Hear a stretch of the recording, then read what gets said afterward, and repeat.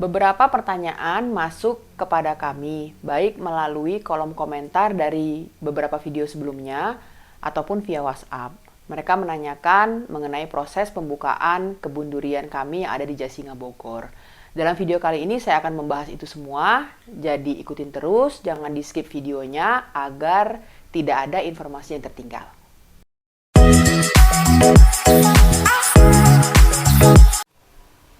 Halo, selamat malam sahabat-sahabat sekalian. Kembali bersama dengan kami dari Mangalo Farm. Hari ini kita akan membahas mengenai apa saja yang perlu dipersiapkan jika kita hendak membuka kebun durian. Ya, jadi kami akan sharing pengalaman kami saat membuka kebun. Tentu saja pertama-tama yang harus kita miliki adalah lahan ya, teman-teman ya, lahan. Dan dari pengalaman kami membeli lahan di Jasinga dengan status surat adalah SHM atau sertifikat hak milik, itu di harga tidak lebih dari 60.000 ya. Akan tetapi kalau harga tentu sangat relatif sekali ya teman-teman ya. Beda desa tentu bisa jadi beda harga, atau di satu desa juga dia ada dalam posisi yang berbeda, dia lebih strategis misalnya lokasinya, maka bisa jadi harganya lebih mahal ya. Jadi tidak bisa menjadi patokan. Bisa juga ada kondisi misalnya penjualnya sedang butuh uang, maka dia bisa menjual di harga yang lebih murah karena butuh ya, itu bisa saja terjadi. Jadi itu betul-betul tergantung dari negosiasi kita kepada pihak penjual ya. Untuk lahan ini teman-teman nanti harus tahu rencananya akan menanam berapa batang pohon durian, karena kita tahu durian ini kan jarak tanamnya cukup besar ya, jadi 10 kali 10 itu untuk satu batang pohon. Jadi kalau misalnya teman-teman ingin menanam 50 batang misalnya, ya berarti teman-teman harus memiliki setidaknya 5.000 meter persegi untuk menanam 50 batang pohon durian tersebut ya. Jadi kalau misalnya saya sudah beri gambaran tadi mengenai harga dan kemudian jumlahnya teman-teman tentukan mau berapa, nah teman-teman tentu bisa membuat simulasi begitu ya, berapa biaya yang harus teman-teman siapkan untuk lahan ya. Oke, setelah kita membeli lahan, karena surat yang dimiliki oleh tanah tersebut adalah sudah SHM, maka proses selanjutnya adalah melakukan balik nama ya teman-teman ya. Jadi kami juga melakukan proses balik nama dan masih berjalan sampai dengan sekarang. Ini juga biayanya lumayan ya teman-teman ya. Jadi semakin besar lahan, maka biayanya akan semakin besar ya. Mengenai biaya ini sebenarnya masih ada ruang sih untuk negosiasi dengan pihak notaris nantinya. Jadi itu juga tidak bisa kita pastikan nilainya berapa, tergantung negosiasi. Tapi ada faktor-faktor yang memang tidak bisa diubah begitu. Jadi mungkin yang bisa diubah itu adalah misalnya fee, notarisnya atau apa, itu mungkin masih bisa, tapi ada faktor-faktor yang tidak bisa diubah. Nah, sedikit yang saya sharing ya teman-teman, tanah yang kami beli ini itu pecah 2 surat, jadi pecah 2 SHM begitu. Nah, jadi pada saat balik nama ternyata itu dihitung 2 kali biayanya gitu ya.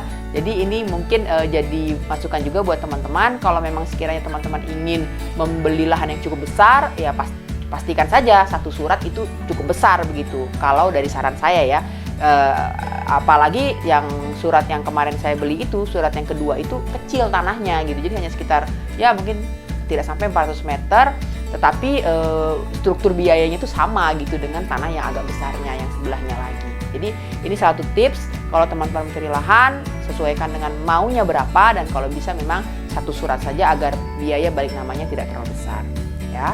Kemudian yang ketiga adalah kami harus melakukan land clearing. Kenapa? Karena memang lahan tersebut sebelumnya tidak dikelola ya oleh pemilik sebelumnya, tidak dikelola. Jadi kita harus bersihkan dulu lahan itu ya.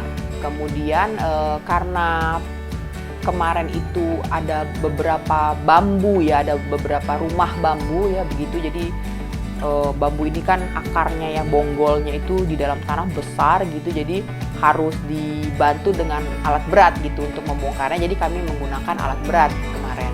Kemudian kami juga pagarin. Jadi biaya untuk land clearing dan membuat pagar itu kita keluar sekitar 7,3 juta. Nah, ini juga angka yang bisa dinegosiasikan kalau menurut saya. Dan memang khususnya biaya seperti ini tentu semakin besar lahannya, nanti semakin besar juga biaya gitu kan, karena ini untuk membayar pekerja gitu. Kalau bambu-bambu yang digunakan untuk pagar itu sebenarnya diambil dari bambu yang ada di lahan tersebut ya. Kemudian yang keempat adalah pondok. Jadi kita buat pondok teman-teman. Pondok ini sebenarnya terkait karena belum ada listrik, jadi kita harus tarik listrik. Karena listrik itu gunanya untuk apa ya? Tentu untuk mengoperasikan pompa satelit kita ya. Kenapa kita buat pompa satelit? Karena durian itu sangat memerlukan air, jadi kita harus memerlukan sumber air ya. Jadi kita buat pondok ya, pondok sederhana saja. Itu kemarin itu habis biayanya sekitar 6 juta teman-teman ya.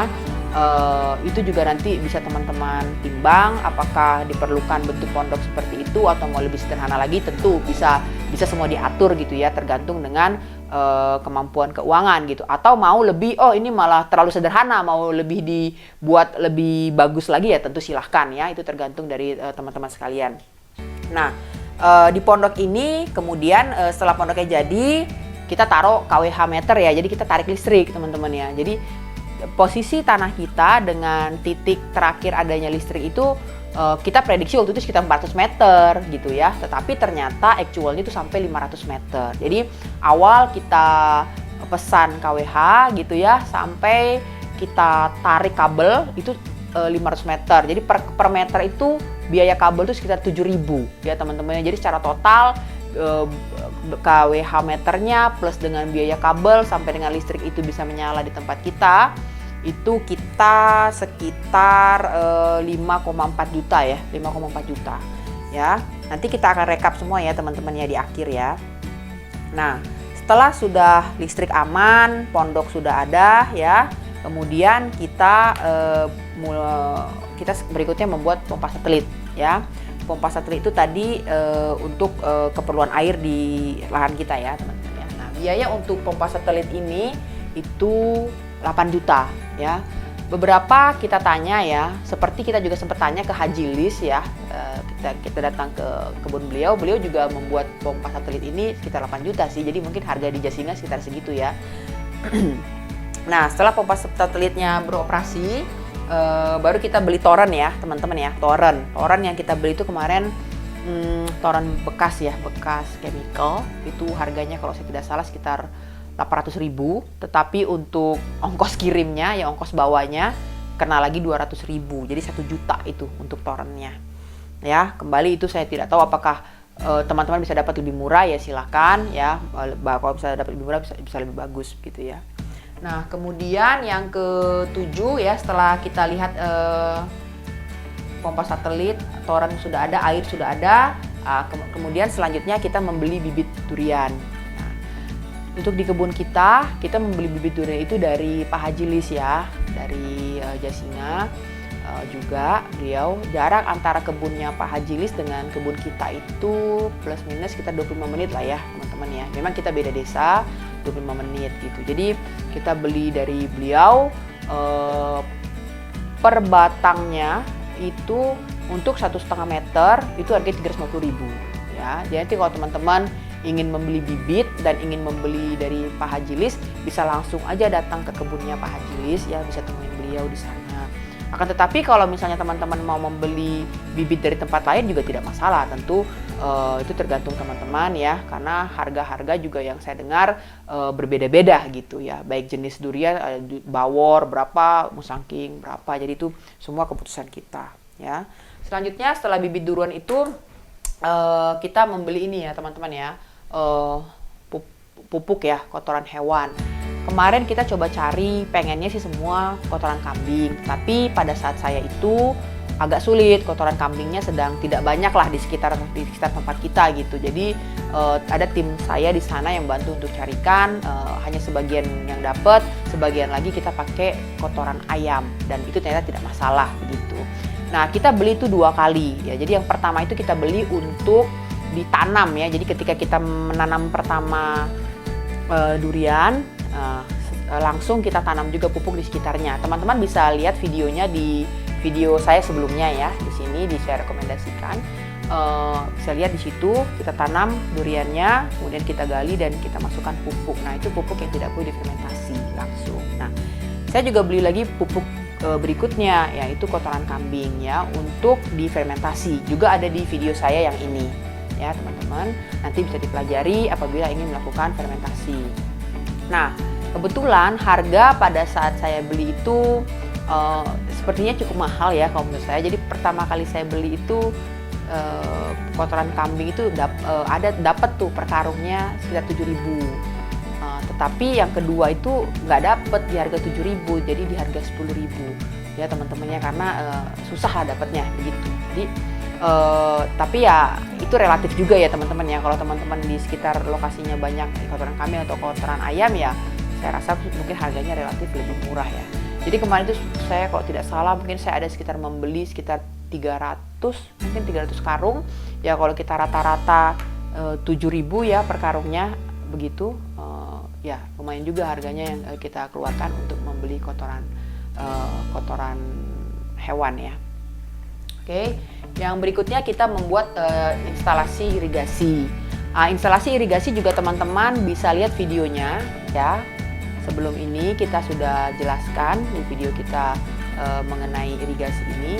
Nah, biaya yang kita keluarkan sebenarnya menurut saya tidak terlalu besar ya. Maksudnya dibanding dengan manfaatnya itu jauh lebih murah gitu.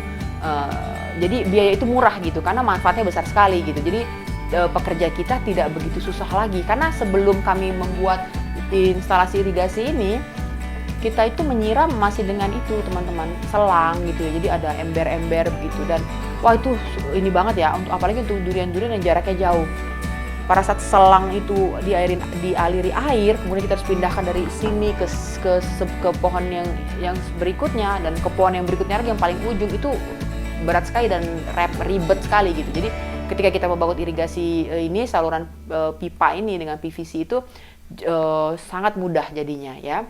Kemudian biaya yang harus kita keluarkan lagi adalah untuk pekerja kebun ya. Jadi kita memang ada satu orang yang membantu kita untuk mengerjakan di kebun ya. Kita gaji sekitar 1,6 sampai dengan 2 juta ya. Jadi ada benefit-benefit yang kita berikan. Jadi mungkin sekitar 2 juta per bulan kita berikan kepada dia, di luar misalnya kopi atau snack atau apa ya, itu wajar ya saya rasa ya, kita berikan agar pekerja kita juga merasa nyaman begitu ya bekerja dengan kita. Nah kemudian yang ke-11 itu adalah peralatan kebun teman-teman ya, karena kita memang tidak punya sama sekali awalnya sebelum memiliki perkebunan ini. Jadi kita harus beli semua gitu. Jadi kita beli pacul ya, kita beli garpu gitu, kemudian awalnya juga kita beli selang ya, kemudian kita harus ada ember-ember gitu, dan banyaklah perlengkapan yang lain, sampai kepada kita harus beli sprayer gitu kan untuk menyemprot daun durian gitu. Nanti kita akan ulas juga mengenai sprayer yang kita beli di video selanjutnya ya. Jadi semua peralatan-peralatan itu kita harus beli, kita harus siapkan agar pekerjaan di kebun itu mudah selanjutnya. Dan yang berikutnya tentu pupuk ya, pupuk untuk daun kita sudah siapkan. Mungkin kita bisa beli bertahap sih kalau itu ya. Jadi teman-teman bisa bayangkan, semoga dengan video ini teman-teman bisa dapat gambaran ya apa saja yang harus disiapkan pada saat kita membuka perkebunan. Nah kemudian ini kita tidak tulis karena ini opsional, kita sedang membangun pondok kedua ya teman-teman ya. Nanti kita akan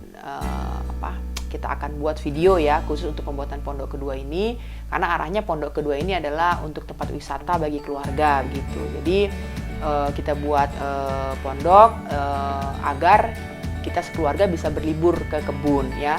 Rencana kita adalah agar anak-anak ini, sekarang kan saya punya anak ya 3 orang, sudah sangat tergantung dengan gadget ya, komputer gitu, tidak bisa lepas gitu ya.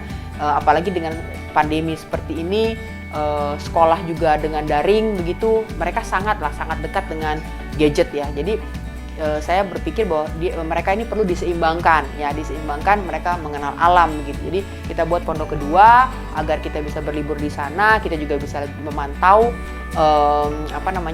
pertumbuhan durian kita, dan anak-anak juga belajar untuk mengenal alam, mencintai tanaman, mencintai tumbuh-tumbuhan. Teman-teman, dari penjelasan saya sebelumnya, sekarang kita akan coba melakukan simulasi. Ya, apabila kita memiliki lahan 4.000 meter di harga 60.000, kemudian tanah itu adalah SHM dan kita harus melakukan balik nama, dan kita ingin agar tanah tersebut memiliki sekitar 40 batang durian. Nah, sekarang saya akan buatkan simulasinya agar teman-teman bisa mendapatkan gambaran. Jadi untuk luas tanah sekitar 4.000 meter, kita harus mengeluarkan dana sekitar 324 juta teman-teman ya. Tapi kita sudah punya pondok, sudah ada sumber satelit ya, kemudian sudah ada bahan-bahan untuk kita pakai, kemudian ada bibit durian dan seterusnya. Nah, berikutnya saya akan berikan gambaran untuk jika tanah kita itu sekitar 1 hektar, karena mungkin beberapa teman berpikir wah terlalu kecil kalau misalnya 4.000 meter begitu, jadi maunya 1 hektar atau bahkan berhektar-hektar. Jadi tinggal saja teman-teman kalikan saja dengan berapa niatnya lahan yang ingin teman-teman miliki. Untuk kebun yang 1 hektar ke atas, ini saya coba melakukan pendekatan-pendekatan ya teman-teman. Jadi belum tentu juga biayanya sampai setinggi ini, misalnya biaya balik nama atau land clearing dan pagar itu pendekatan saya saja. Bisa saja harganya lebih murah daripada ini ya. Jadi nanti tinggal teman-teman bandingkan atau negosiasikan dengan pihak-pihak terkait, misalnya dengan notaris atau dengan tim yang akan melakukan land clearing. Jadi kalau misalnya land clearing dengan alat berat itu terasa mahal, bisa juga misalnya dilakukan dengan manual ya. Jadi kita bisa menyewa tenaga lepasan, tenaga harian gitu. Nah, kemudian untuk pembelian pupuk juga misalnya itu opsional juga ya. Misalnya tidak semua langsung di setiap pohon diberikan pupuk kandang 10 karung, karena kan kalau dikali sampai 100 pohon atau 200 pohon itu kan cukup besar biayanya. Jadi bisa bertahap saja teman-teman, karena akar durian juga untuk tiba ke kotoran hewan yang kita tanam itu juga mungkin baru tahun depan begitu. Jadi bisa kita lakukan bertahap. Nah, kita bisa lakukan adjustment sehingga biaya tidak terlalu besar di depan. Nah, kemudian satu lagi, kalau untuk tanah yang hektaran ya, mungkin kan kalau misalnya kita beli tanah bersertifikat biasanya akan mahal ya, karena dikali dengan sampai 10.000 meter atau 20.000 meter dan seterusnya. Jadi teman-teman mungkin bisa menimbang apakah teman-teman bisa membeli membeli tanah dengan surat yang misalnya surat camat atau surat desa ya, surat dasar begitu, atau misalnya membeli tanah adat yang kemudian teman-teman akan urus suratnya kemudian begitu. Nah, hanya memang kalau membeli tanah adat ataupun tanah yang belum SHM, saya menganjurkan harus hati-hati. Artinya biasanya kan kita tidak bisa kenal langsung dengan para petani atau pemilik lahan yang tangan pertama. Biasanya kita akan dibantu oleh para perantara begitu ya teman-teman ya. Jadi pastikan bahwa perantara ini adalah orang yang amanah yang akan membantu kita untuk melakukan transaksi kepada pihak penjual gitu. Teman-teman, setelah kita lihat simulasinya, ternyata kita mengeluarkan dana cukup besar ya. Nah, tentu saja kita ingin tahu bagaimana kira-kira simulasi pendapatannya nantinya, penghasilannya nantinya ya. Nah, kita akan coba buatkan simulasi, tetapi sekali lagi simulasi ini tidak bisa 100% kita pegang teman-teman ya, karena kita tidak sedang berhadapan dengan mesin ya, bukan mesin pabrik ini gitu kan. Kalau mesin pabrik kita bisa tahu, oh kapasitas produksi selama 1 jam sekian, selama per hari berarti sekian. Tidak bisa, karena kita sekarang sedang berhadapan dengan tumbuh-tumbuhan ya, kita berhadapan dengan makhluk hidup ya kan, yang mungkin bisa terpengaruh oleh cuaca, bisa jadi terpengaruh oleh hama dan seterusnya ya. Jadi akan tetapi apapun itu, menurut saya pribadi sih, karena saya membuat kebun ini adalah keinginan saya untuk berinvestasi, maka saya yakin harga tanah di kemudian hari juga pasti akan. Ini asumsinya ya teman-teman. kita menggunakan bibit durian bawor, dan kita prediksi, kita harapkan setelah 4 tahun ditanam, maka pohon durian kita akan berbuah. Panen itu 1 kali 1 tahun. Kita asumsikan per pohon setelah 4 tahun tanam dapat menghasilkan buah sebanyak anggaplah sekitar 50 buah. Meskipun kita harapnya lebih ya. Nah, per buah itu rata-rata bisa 3 kg dan dijual per kilonya di harga 85.000. Maka jika kita memiliki 40 pohon yang ditanam di 4.000 meter tadi, maka hasil per tahunnya setelah tahun keempat adalah 510 juta plus minus. Dan jika kita memiliki 100 pohon di lahan 1 hektar, maka hasil per tahunnya bisa sekitar 1,2 miliar. Belum lagi ditambah hasil dari tanaman tumpang sari. Nah teman-teman, sekali lagi saya ingatkan, prediksi adalah prediksi. Kita sedang bekerja dengan makhluk hidup, dengan tanaman yang tidak bisa dipastikan secara 100% secara akurat. Apapun itu, angka-angka yang tertulis ini tetap memberikan harapan ya. Jadi itu makanya saya bersemangat untuk memiliki kebun durian, dan saya sedang berusaha agar kebun durian ini bisa dikelola dengan baik sehingga nanti bisa menghasilkan buah-buah yang baik dan banyak dan manis. Mungkin ini sharing yang bisa saya sampaikan. Semoga bisa memberi inspirasi, memberi gambaran bagi teman-teman yang memiliki niat yang sama, yaitu ingin memiliki investasi berupa lahan yang ingin dijadikan sebuah perkebunan. Nah, jika teman-teman merasa bahwa video ini bermanfaat, teman-teman bisa share ke saudara atau kepada siapapun, kerabat yang mungkin juga ingin membuka kebun ya, sehingga mereka bisa mendapat gambaran juga. Kami sangat berterima kasih teman-teman menonton video kami. Apabila ada pertanyaan atau komentar yang membangun, mohon dapat ditulis di kolom komentar, sehingga kita bisa saling bertukar pikiran, kita mendapatkan manfaat. Demikian video kami kali ini. Sebelumnya jangan lupa subscribe dan tekan tombol loncengnya agar tidak ketinggalan informasi ataupun video terbaru dari Mangalova. Terima kasih.